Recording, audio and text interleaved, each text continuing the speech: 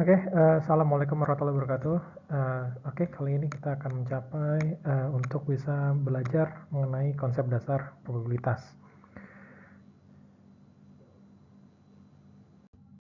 Adapun mengenai tujuan pembelajaran, yang pertama adalah mendefinisikan terminologi-terminologi penting dalam probabilitas dan menjelaskan bagaimana probabilitas kejadian sederhana, memahami dan menjelaskan konsep-konsep kejadian-kejadian bersyarat bebas dan mutually eksklusif, menggunakan analisis kombinatorial untuk kejadian-kejadian yang kompleks. Ya, berikut adalah untuk pokok bahasannya. Yang pertama mulai dari konsep probabilitas dan lanjutkan dengan probabilitas dari kejadian dan dilanjutkan dengan aturan-aturan probabilitas. Oke, kita akan masuk tentang konsep dan definisi. Nah, eksperimen probabilitas, ruang sampel dan juga peristiwa. Nah, ini terdiri dari yang pertama ada eksperimen probabilitas yang merupakan terdiri dari hasil keluaran atau outcome, kemudian bisa juga berupa respon ataupun berupa ukuran ataupun measurement. Nah, seluruhnya itu merupakan sebuah ruang sampel atau sample space. Sedangkan kalau misalkan sebagian, ini artinya adalah sebuah peristiwa atau kejadian atau event gitu ya.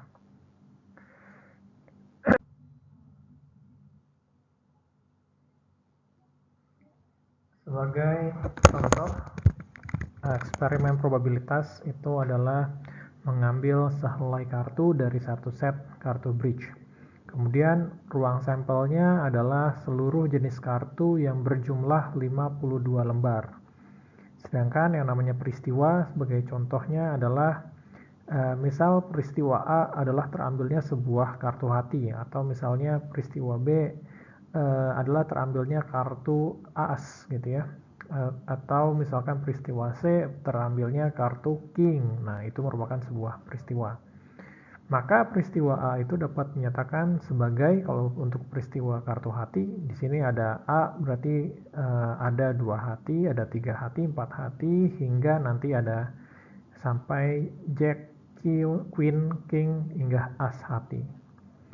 Nah, jika kita buat semacam diagram Venn-nya, maka di sini ada keseluruhan ruang sampel ya, di mana di dalam diagram lingkarannya itu ada suatu peristiwa A yang merupakan jumlah terambilnya kartu hati yang ada pada 52 lembar kartu bridge.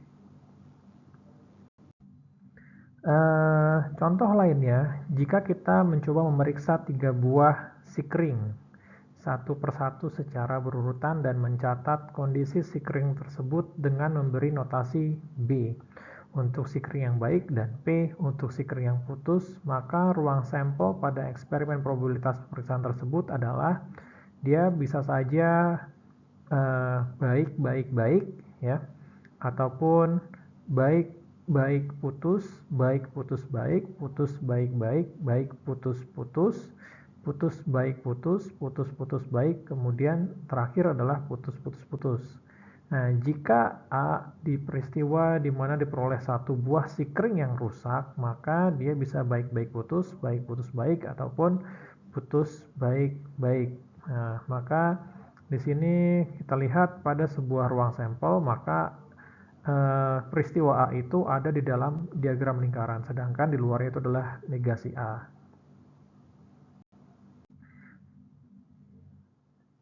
Oleh karena itu, kita bisa melihat sebuah definisi probabilitas. Definisi probabilitas merupakan bilangan antara 0 hingga 1 ya, berkaitan dengan suatu peristiwa tertentu. Misalkan peristiwa yang pasti terjadi, maka probabilitasnya adalah 1, peristiwa yang mustahil terjadi, maka probabilitasnya itu adalah 0. Nah, definisi klasiknya dari sebuah probabilitas adalah jika sebuah peristiwa A dapat terjadi dengan FA dari sejumlah total N, cara yang memungkinkan terjadinya probabilitas, maka probabilitas PA dari terjadinya peristiwa A adalah PA sama dengan FA dibagi N. Sedangkan probabilitas tidak terjadinya peristiwa A itu adalah PA atau sama dengan P negasi A ya.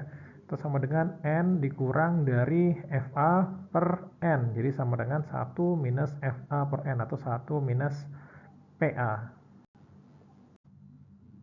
Oke, kita lihat sebagai contoh. Di sini ada untuk definisi klasik ya. Ini kita bisa contohkan pada permainan tebak-tebakan ataupun undian atau games of change. Misalnya dalam satu set kartu terdapat 52 kartu, ya kartu bridge ya. Terdapat 4 buah kartu as. Maka probabilitas pengambilan kartu as tersebut adalah 4 per 52 atau 1 per 13 atau sama dengan 0,077. Nah, selain itu ada yang dinamakan dengan definisi frekuensi relatif. Oke. Nah, definisi frekuensi relatif ini merupakan sebuah eksperimen yang dilakukan sebanyak N kali dan kejadian A terjadi sebanyak FA kali. Jika N mendekati tak terhingga, maka limit dari frekuensi relatif FA per N didefinisikan sebagai probabilitas kejadian A ataupun PA. Ini kita bisa lihat di mana PA itu sama dengan limit dari N hingga tak hingga FA per N. Oke.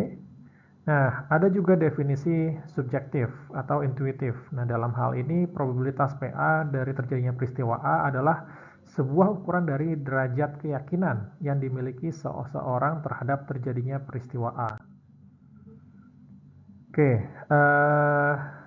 sekarang kita masuk ke dalam probabilitas majemuk ya. Nah, definisi dari peristiwa majemuk atau compound event itu adalah suatu peristiwa yang merupakan gabungan atau kombinasi dua atau lebih peristiwa sederhana. Nah, terdapat 3 jenis peristiwa majemuk antara peristiwa A dan juga peristiwa B. Peristiwa A terjadi dengan syarat peristiwa B telah terjadi atau notasi PA sedemikian hingga B. Nah, keduanya sama-sama terjadi, notasinya adalah PA dan B atau PANB gitu ya. Ini adalah suatu simbol untuk dan atau ya ketika dua-duanya sama-sama terjadi. Kemudian jika salah satu peristiwanya itu terjadi, maka notasinya PA atau B atau kita bisa menuliskannya PAUB di mana U ini merupakan tanda dari atau ya. Nah, kemudian ada yang namanya probabilitas bersyarat. Nah, peristiwa A terjadi dengan syarat peristiwa B telah terjadi. Dengan telah terlebih dahulu peristiwa B terjadi, maka terjadi perubahan pengurangan pada ruang sampel yang perlu dipertimbangkan untuk menentukan probabilitas peristiwa A. Nah, misalkan di sini adalah ada suatu diagram Venn. Diagram Venn-nya itu adalah peristiwa A hingga B gitu ya. Nah, di sini bisa saja bahwa peristiwa H hingga B di sini ada bisa A dan B dan juga peristiwa B. Nah, oleh karena itu kita bisa tuliskan bahwa peristiwa A sedemikian hingga B sama dengan PA dan B per PB. Nah, di mana PB ini tidak boleh sama dengan 0. Artinya PB itu merupakan sebuah kemungkinan, bukan peristiwa yang sudah pasti tidak terjadi. Sebagai contoh di sini, sebuah perusahaan membuat personal komputer melengkapi produk terbarunya dengan program-program siap pakai. Jika dihitung dari jumlah seluruh produk terbaru itu, 60% dilengkapi dengan program word processor, 40% dilengkapi dengan program spreadsheet, dan 30% dilengkapi dengan kedua program tersebut. Misalkan seseorang membeli komputer buatan perusahaan tersebut dan didefinisikan A, komputer yang dilengkapi dengan program word processor, sedangkan B yang dilengkapi dengan spreadsheet, maka PA sama dengan 0,6. Ya, di mana 0,6 karena di sini dibilang bahwa 60% dilengkapi word processor. 40% dilengkapi spreadsheet atau PB sama dengan 0,4, sedangkan 30% keduanya artinya PA dan B itu sama dengan 0,3. Jika komputer yang dibeli oleh orang tersebut telah dilengkapi dengan program spreadsheet, maka probabilitas komputer itu juga dilengkapi dengan program word processor adalah probabilitas bersyarat, ya, atau PA sedemikian hingga B, di mana sama dengan PA dan B per PB. PA dan B adalah 0,3, PB itu adalah 0,4. Jadi sama dengan 0,75 ya. Berarti peluang sebuah set komputer yang memiliki spreadsheet memiliki juga word processor adalah 0,75. Dengan kata lain, seluruh komputer yang dilengkapi dengan program spreadsheet 75%-nya akan dilengkapi dengan word processor. Oke. Hal ini dapat dilihat pada diagram Venn gambar berikut. Jadi kita lihat di sini ada suatu peristiwa A yang dilengkapi dengan word processor, B yang dilengkapi dengan spreadsheet. Di sini A dan B 0,3, artinya nanti sisanya 60% di sini ya. Jadi hanya 0,3 di sini, sedangkan 10%-nya adalah 0,1 untuk yang peristiwa B. Maka kalau misalkan untuk P sedangkan hingga B, maka kita dapatkan A dan B-nya 0,3, sedangkan B-nya adalah 0,1 saja. Oke, nah ada yang dinamakan dengan peristiwa saling bebas atau dinamakan dengan independent events dan saling terikat atau dependent. Nah, dua peristiwa A dan B itu akan saling bebas atau independen apabila terjadinya atau tidak terjadinya peristiwa A tidak mempengaruhi probabilitas terjadinya peristiwa B. Sebaliknya, jika terjadinya peristiwa A mempengaruhi probabilitas terjadinya peristiwa B, disebut peristiwa yang saling terikat. Jika peristiwa A dan B saling bebas, maka berlaku PA sedemikian hingga B sama dengan PA, dan juga PB sedemikian hingga A sama dengan PB. Oke, baik. Selanjutnya adalah mengenai peristiwa yang mutually eksklusif atau saling meniadakan.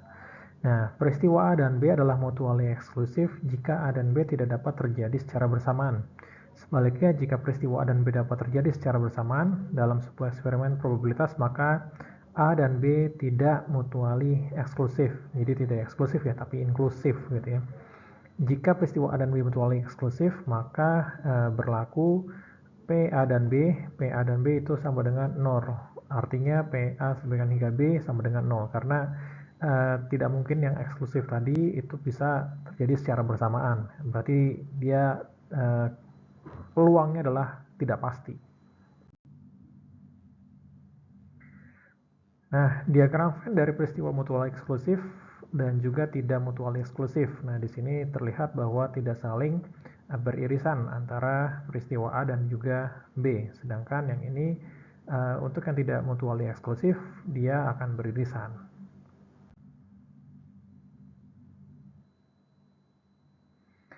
Oke, hukum-hukum probabilitas peristiwa majemuk. Yang pertama di sini ada hukum perkalian atau peristiwa saling bebas. Nah, jika A, B, C adalah peristiwa-peristiwa yang saling bebas atau independent events, maka probabilitas bahwa seluruh peristiwa itu terjadi, joint probability P, A, B, C adalah perkalian dari probabilitas masing-masing peristiwa. Di sini ada PA dan B dan C dan hingga tak hingga gitu ya, sehingga kita bisa tulis PA dan B dan C dan hingga tak hingga, atau PA dikali PB dikali dengan PC, atau notasi matematisnya secara umum di sini P NI hingga ke N ya, AI sama dengan PA1 dan A2 dan hingga AN-1 hingga dan AN gitu ya.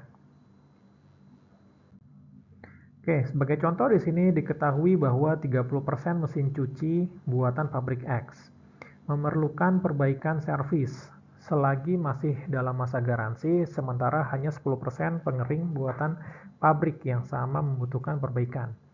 Jika seseorang membeli satu set dari mesin cuci dan mesin pengering, probabilitas kedua mesin tersebut memerlukan perbaikan selama masih dalam masa garansi dapat ditentukan dengan hukum perkalian.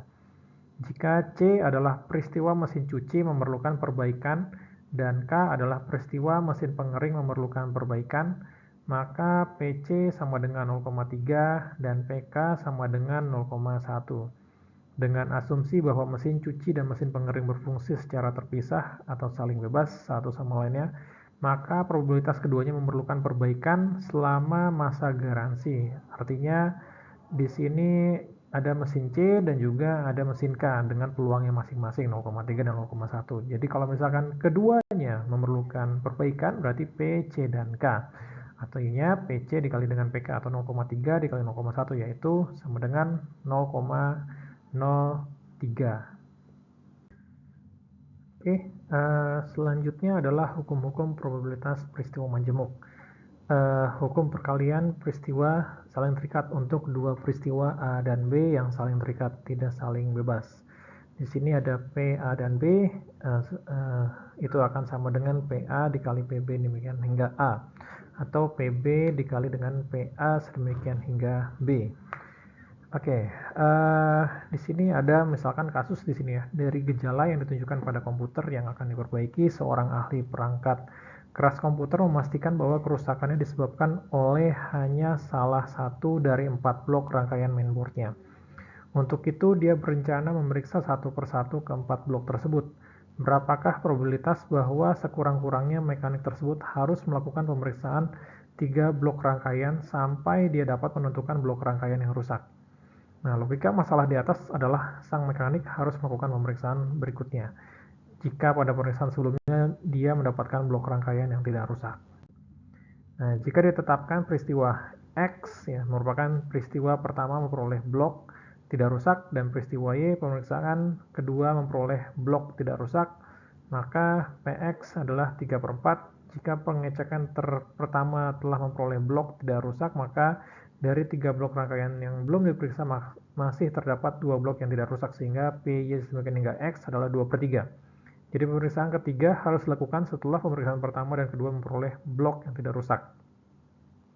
Dari hukum perkalian didapatkan PX dan Y sama dengan PY semakin hingga X dikali dengan PX. Jadi sama dengan 2/3 dikali 3/4 atau sama dengan 6/12 atau sama dengan 0,5. Oke, selanjutnya adalah mengenai hukum-hukum probabilitas peristiwa majemuk. Di sini ada hukum penjumlahan di mana probabilitas peristiwa A atau peristiwa B atau kedua-duanya sama-sama terjadi ditunjukkan oleh hukum penjumlahan yang menyatakan PA atau B atau PA-UB sama dengan PA plus PB minus PA dan B. Nah, ada sebuah perluasan juga atau continued application. Di sini PA atau B atau C berarti PA atau B atau C sama dengan PA plus PB plus PC minus PA dan B minus PA dan C minus PB dan C plus PA dan B dan C. Oke, jadi perhatikan ada di sini pada gambar 3.5 yang ada di sini gitu ya. Kegagalan dari struktur jika salah satu atau lebih dari 3 gabungan las tersebut putus jika probabilitas dari putusnya masing-masing. Di sini ada PL1, PL2, PL3 adalah 0,01 dan diasumsikan sambungan paling bebas, maka PL1 atau PL2 atau L3 itu sama dengan PL1 plus PL2 plus PL3 minus PL1 dan PL2 minus PL1 dan PL3 minus PL2 dan PL3 plus L1 dan L2 dan L3. Jadi masukkan 0,01, PL2 0,01, PL3 0,1, 0,01 ya, minus ini 0,01 kali 0,01 nih, minus 0,1 kali 0,1 minus 0,001 minus 0, dikali 0,001 plus 0,001 plus 0,001 plus 0, dikali 0,001. Jadi sama dengan kira-kira 0,003. Oke, selanjutnya ada yang namanya formulasi Bayes. Nah, formulasi Bayes merupakan perluasan dari probabilitas bersyarat dan hukum perkalian atau multiplication. Terdapat sekelompok peristiwa B1, B2 hingga Bn. Itu merupakan suatu peristiwa yang mutually eksklusif, exhaustive, di mana secara keseluruhan membentuk ruang sampel. Sebuah peristiwa lain A didefinisikan pada ruang sampel yang sama, maka probabilitas peristiwa A didapat dengan menjumlahkan probabilitas PA dan BI untuk seluruh harga I. Di sini maka PA dengan jumlah PA dan BI dari I sama dengan 1 hingga N sama dengan jumlah dari PBI kali PA sama dengan hingga PI dari I sama dengan 1 hingga N. Nah, ini adalah contohnya di sini ya. Jadi untuk bisa melihatnya itu nanti kita akan menjumlahkan apa yang ada di dalamnya.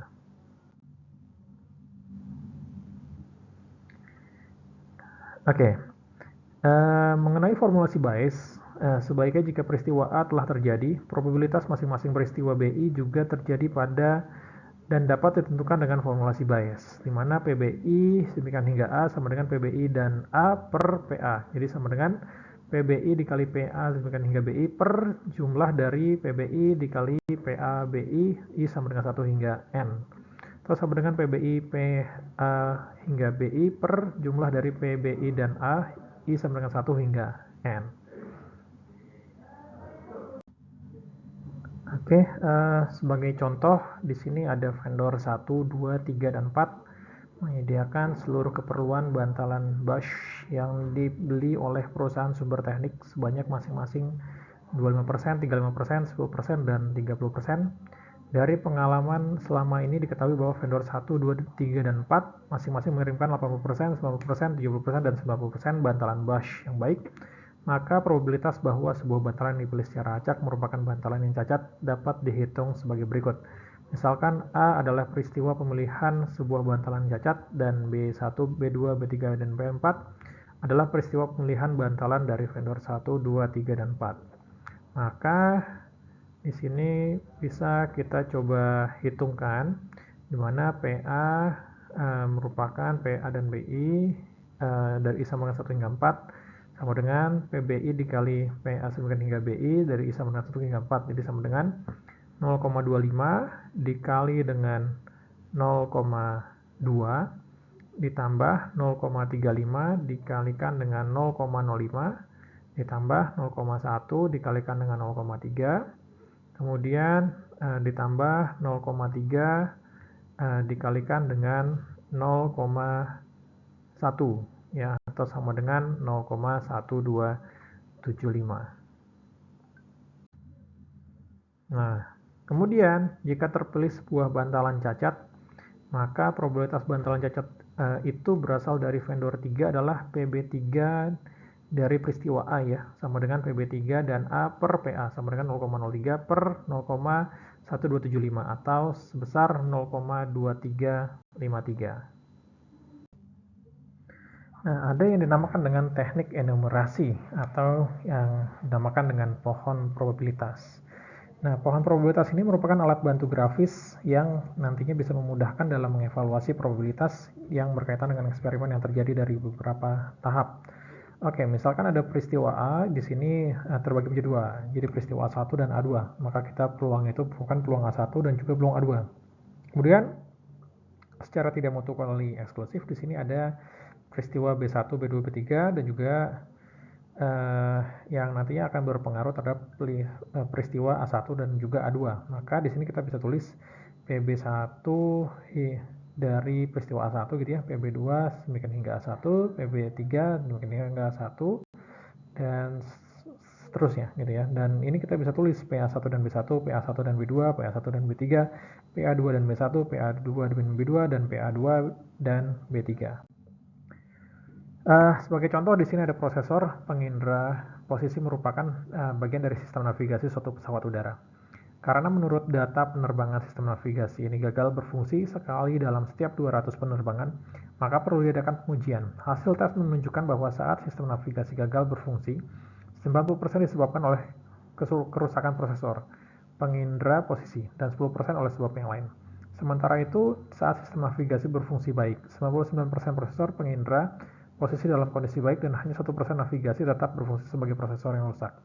Dengan didefinisikan A1 sama dengan sistem navigasi gagal berfungsi, A2 sama dengan sistem navigasi berfungsi baik, B1 prosesor rusak, B2 prosesor baik, maka pohon probabilitas dari peristiwa-peristiwa ditunjukkan oleh gambar selanjutnya gitu ya.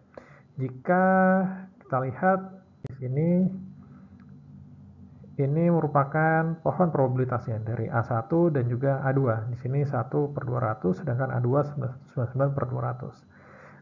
Peristiwa B1 90 per 100, B2 adalah 10 per 100, di sini B1 1 per 100, B2 adalah 99 per 100, sehingga nanti kita dapatkan PA1 dan B1 sama dengan 0,0045, PA1 dan B2 0,0005, PA2 dan B1 0,00995, dan PA2 dan B2 0,98505. Oke, nah kemudian dalam sebuah peristiwa di sini ada yang namanya permutasi.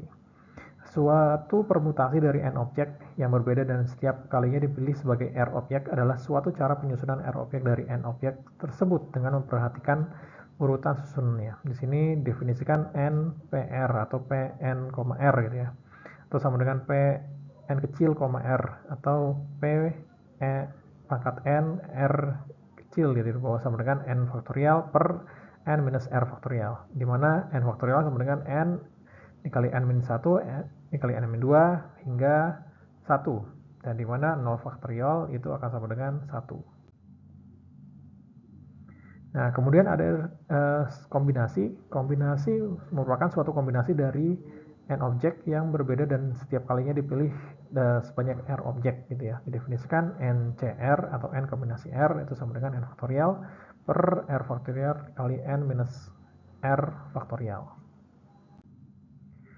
Oke, di sini ada sebuah contoh, 10 buah katup akan digunakan dalam sistem perpipaan.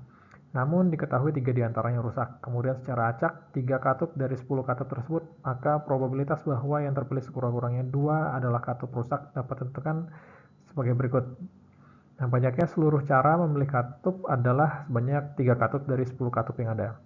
Nah, urutan tidak diperhatikan. Nah, merupakan ukuran sampel dari kombinasi. Jadi 10 kombinasi 3 adalah 10 faktorial per 3 faktorial, 10 minus 3, 7 faktorial. Jadi ada 120 cara. Jika peristiwa A terpilih sekurang-kurangnya 2 katup rusak, dapat berupa peristiwa B terpilih 3 katup rusak dan 0 katup baik, atau C terpilih 2 katup rusak dan 1 katup baik, maka banyaknya cara untuk memilih 3 katup rusak, 0 katup baik, yang artinya adalah 3 katup dari katup yang rusak dan 0 katup dari 7 katup yang baik. Sehingga di sini kita bisa kombinasikan 3 kombinasi 3, 7 kombinasi 0, jadi sama dengan 1. Banyaknya cara katup memilih 2 katup rusak dan 1 katup baik, yang artinya memiliki 2 katup dari 3 katup yang rusak dan 1 katup dari 7 katup yang baik.